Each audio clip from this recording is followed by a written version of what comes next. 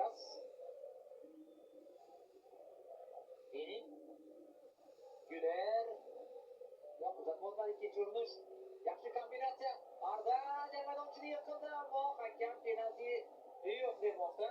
Qoida buzilmadi deb hisoblandi. Izi Palasion bosim ostida va u to'pni oldirib qo'ydi. Yo'q, yana Real futbolchilarida Brahim Diaz nimani tutdi bu yerda? Balki Kamavinga ochilishni kutgan bo'lishi mumkin. Va to'p yana Realga qaytariladi. Endi juda toza o'ynamagandi, lekin chindan bu harakatlar penaltiga tortmaydi. Demak, Real tarkibi darvozabon Thibaut Courtois, himoyachilar Eder Militao hamda Raul Asensio, qanotlarda Federico Valverde hamda Alvaro Carreras o'ynayapti. Tayanch himoyachi Eduardo Camavinga hamda Arda Güler, hujum ortida Jude Bellingham, wingerlar Brahim Diaz hamda Vinicius Junior, markaziy hujumchi Kylian Mbappe, jamoa bosh murabbiyi Xabi Alonso. Yana bir gol Unai Lopez tomonidan amalga oshirildi. Janob himoyachi.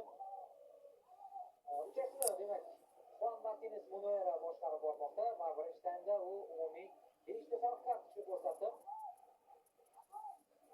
Mezbonlardan Rafael Garcia va De Frutos ogohlantirildi. Mehmonlardan Samson hamda Brahim Diaz. Jarima zarbasini Eder Valverde amalga oshirishga tayyorgarlik ko'ryapti. Uning pushkasidan hozir yana bir bor bahramand bo'lamizmi yoki Arda u jarima zarbasini amalga oshirarmikan? Ham ko'ramiz yoki boshqa umuman kutilmagan kombinatsiyani ham balki guvohiga aylanishimiz mumkin. Ruxsat berildi. Valverde ammo zarba noaniq. Edi, bir vaqtlar bu stadionda kuchli va noaniq zarbasi bilan to'pni bu darvoza ortidagi xonadonlardan biriga kirgizib yuborgan ham esingizda bo'lsa kerak. Bu tajriba bor Fededa. Mana zaxira o'rnidagi hujumchilarni bizga bejiga ko'rsatishmayapti. Chindan ham mana shu futbolchilarga balki biroz ko'proq imkoniyat berish kerakdir Xabi Alonso.